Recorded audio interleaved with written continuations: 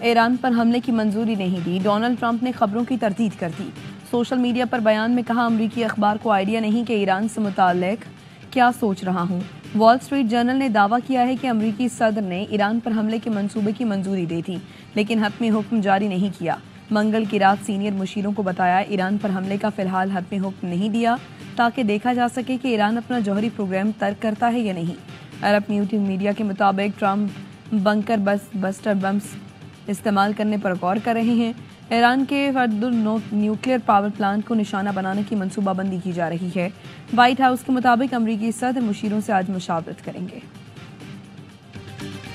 I have a message directly from the President, and I quote, "Based on the fact that there is a substantial chance of negotiations that may or may not take place with Iran in the near future, I will make my decision whether or not to go within the next 2 weeks." جو بھی ہونا ہے 2 ہفتوں میں ہو جائے گا۔ صدر Trump اسرائیل ایران جنگ پر 2 ہفتے میں امریکی کردار کا فیصلہ کریں گے۔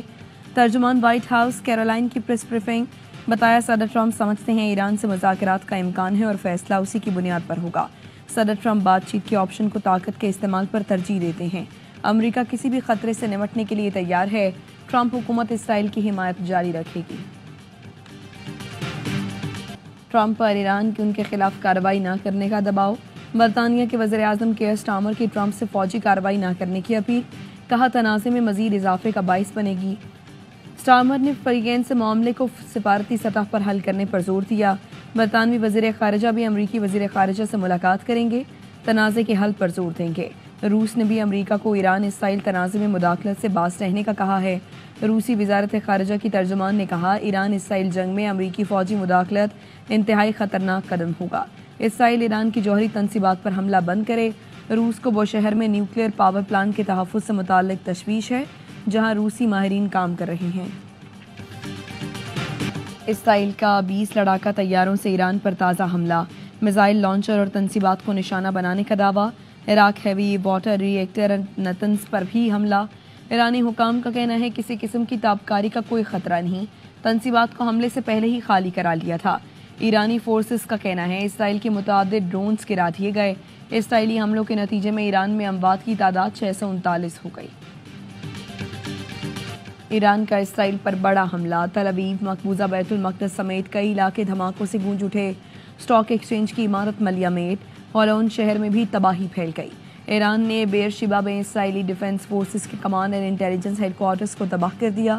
ٹیکنالوجی پارک میں آرمی انٹیلیجنس کیمپ پر بھی حملہ کیا۔ ایرانی فوج کا کہنا ہے اسرائیل پر تازہ حملوں میں سجیل میزائلوں کا استعمال کیا گیا۔ ایرانی حملوں میں 137 اسرائیلی زخمی ہوئے۔ پاسداران انقلاب نے حملوں کا 15واں مرحلہ شروع کرنے کا اعلان کر دیا۔ حیفا اور تل ابیب میں عسکری مراکز کو نشانہ بنایا جا رہا ہے۔ 100 سے زائد خودکش ڈرون اسرائیلی ہدف پر داغے گئے۔ حملوں کی شدت میں اضافہ کیا جائے گا۔ اسرائیلی وزیر اعظم نے ایران میں حکومت کی تبدیلی کے بیان پر یو ٹرن لے لیا۔ نیتن یاہو کہتے ہیں ایرانی حکومت کی تبدیلی ایرانی عوام کا اندرونی معاملہ ہے۔ اسرائیلی حملوں کا مقصد دفاع اور جوہری خطرے کا خاتمہ ہے۔ ایرانی عوام ہی اپنی تقدیر کا فیصلہ کریں گے۔ نیتن یاہو نے ایران میں حکومت تبدیلی کے لیے باقاعدہ ویڈیو بیان جاری کیا تھا۔ عالمی سطح پر شدید تنقید کے بعد اسرائیلی وزیر اعظم نے بیان پر یو ٹرن لے لیا۔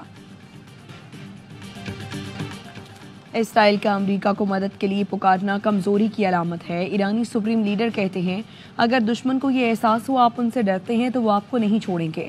دشمن سے وہی سلوک جاری رکھیں جو آج تک کیا ہے۔ اسرائیل کو بھرپور طاقت کے ساتھ جواب دیتے رہیں گے۔ ایرانی نائب وزیر خارجہ کہتے ہیں امریکہ جنگ میں شامل ہوا تو خطہ جہنم بن جائے گا۔ امریکہ کتنا طاقتور ہے ہمیں اس کی پرواہ نہیں۔ یہ جنگ امریکہ کی نہیں، اسرائیل امریکہ کو جنگ میں دھکیلنا چاہتا ہے۔ امریکہ ایران مذاکرات نتیجہ خیز مرحلے میں تھے۔ اسرائیل نے مذاکرات سبوتاژ کرنے کے لیے حملہ کیا۔ امریکہ اب بھی مذاکرات کے لیے پیغامات بھیج رہا ہے۔ جوہریت ختم ہونے کے بعد بات چیت کریں گے۔ روس اور چین کے صدور کا ٹیلی فونک رابطہ، ایران پر اسرائیلی حملوں کی مذمت، اسرائیلی اقدامات کو اقوام متحدہ کے چارٹر اور عالمی قوانین کی خلاف ورزی قرار دے دیا۔ دونوں رہنماؤں نے موقف اپنایا ایران کے جوہری پروگرام پر خدشات کو فوجی طریقے سے حل کیا جا سکتا ہے، اس پر سفارتی کوششوں کی ضرورت ہے۔ ایرانی وزیر خارجہ کی آج یورپی ملکوں کے ہم منصب سے ملاقات ہوگی۔ عباس عراقچی برطانیہ، فرانس اور جرمنی کے وزراء خارجہ سے ملیں گے۔ ایرانی وزیر خارجہ کا کہنا ہے ملاقات یورپی ملکوں کی درخواست پر ہو رہی ہے۔ جرمن سفارتی ذرائع نے غیر ملکی نیوز ایجنسی کو بتایا کہ ایران اور یورپی ملکوں کے وزراء خارجہ میں مذاکرات ایٹمی پروگرام پر ہوں گے۔ ایرانی میڈیا نے بتایا ملاقات میں یورپی یونین کی خارجہ پالیسی کی سربراہ کا کلاس بھی ہوگی۔ OIC وزراء خارجہ اجلاس ہفتے کو استنبول میں ہوگا۔ نائب وزیر اعظم اسحاق ڈار پاکستان کی نمائندگی کریں گے۔ اسرائیل کا اگلا نشانہ پاکستان ہے، ہمیں کھل کر ایران کے ساتھ کھڑے ہونا چاہیے۔ مولانا فضل الرحمان کا قومی اسمبلی میں اظہار خیال، کہا لبنان شام پر بھی حملے کر چکا، عراق پر جو گزری ہے وہ سب کے سامنے ہے، اس کے بعد ایران پر حملہ آور ہے، ہمیں اپنی پالیسی پر غور کرنا ہوگا۔ ایران اسرائیل کو جواب دیتا ہے تو اس کے ہاتھ روکے جا رہے ہیں، پاکستان بھارت کو جواب دیتا ہے تو اس کے ہاتھ روکے جا رہے ہیں۔ دعا ہے پاکستان دشمن کی بد نظروں سے ہمیشہ محفوظ رہے اور ملک کی ترقی ہو۔ ایران پر امریکی حملہ قیاس آرائی ہے، تبصرہ نہیں کر سکتے۔ IAEA کے تحت ایٹمی تنصیبات پر حملہ بین الاقوامی قوانین کی خلاف ورزی ہے۔ ایران کو UN چارٹر کے تحت اپنے دفاع کا مکمل حق ہے۔ ترجمان دفتر خارجہ کی بریفنگ، کہا اسرائیلی جارحیت ایران کی خود مختاری اور علاقائی سالمیت کی خلاف ورزی ہے۔ عالمی برادری اسرائیل کو انصاف کے کٹہرے میں لائے۔ فیلڈ مارشل عاصم منیر کی پاکستانی سفارتکار سائمہ سلیم سے ملاقات، قوت بصارت سے محروم سائمہ سلیم UN مشن میں پاکستان کی نمائندہ ہیں۔